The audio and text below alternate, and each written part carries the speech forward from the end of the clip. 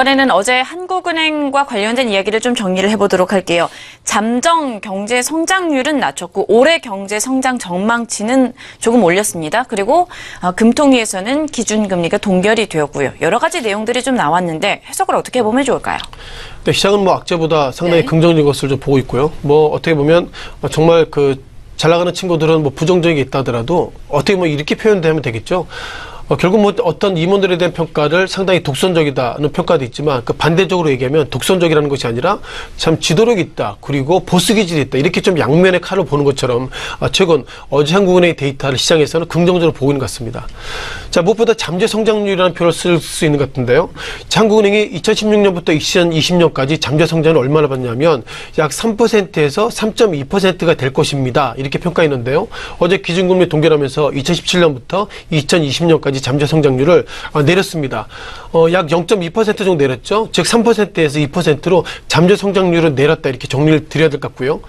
다만 한국은행이 그러면서 또 올해 바라보는 경제 성장률을 좋게 봤습니다. 즉 2017년도 경제 성장률 즉 GDP가 2.6일 텐데 2.8 될 것입니다. 0.2% 올려고 났기 때문에 전체적인 틀거리는 좋게 보고 있다. 전체적인 틀거리는 부정적으로 보고 있다. 그리고 세부적인 틀거리는 좋게 보고 있다. 이런 어떤 미스매치가 어제 한국은행의 발표 속에 있다 이렇게 보겠고요. 다만 어저께 보여드렸던 그 정부 발표 가운데서 눈에 띄는 것들이 한 두 군데가 있습니다. 기본적으로 중국의 사드 배치 관련돼서 2017년도 정부 전망은 4월 달에는 약 0.2%의 어떤 피해가 있을 것이다 평가를 가지고 있었는데 어제 보니까 0.3%로 0.1% 정도 피해가 좀 커지고 있다 이렇게 보겠습니다. 다만 어떻게 보면 작년 7월부터 정확하게는 올 3월부터 아모네퍼시피를 비롯해서 화장품 업종 그리고 면세 접종은 지난 한 달간에 약 1조 정도 손실을 보고 있는데 0.2에서 0.3이 중요한 것이 아니라 시장에서 어떻게 보면 중국과 관련 종목들은 상당히 손실이 컸기 때문에 그것은 반영이 안 됐다 이렇게 말씀 드려보겠고요.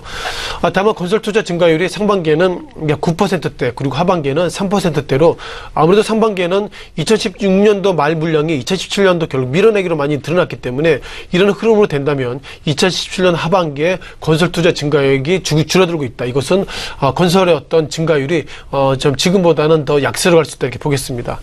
정리하면 유가증권 시장을 넘어서 유가증권 시장이 2400선 안착을 되고 있고요. 따라서 경제는 좋아지고 있다 선반영되고 있지만 최근 들어서 삼성전자 그리고 SK하이닉스가 이 시각 현재 다시 한번 72,000원대로 이제 안착이 되는데요. 이런 모습 속에서 어떻게 보면 어저께 한국은행의 데이터를 보면 예상보다 큰 그림은 부정적 그리고 세부적인 그림은 좋게 보이는데 최근에 어떤 주가의 상승과 그리고 한국은행의 데이터가 같이 맞물려 있다 보겠습니다.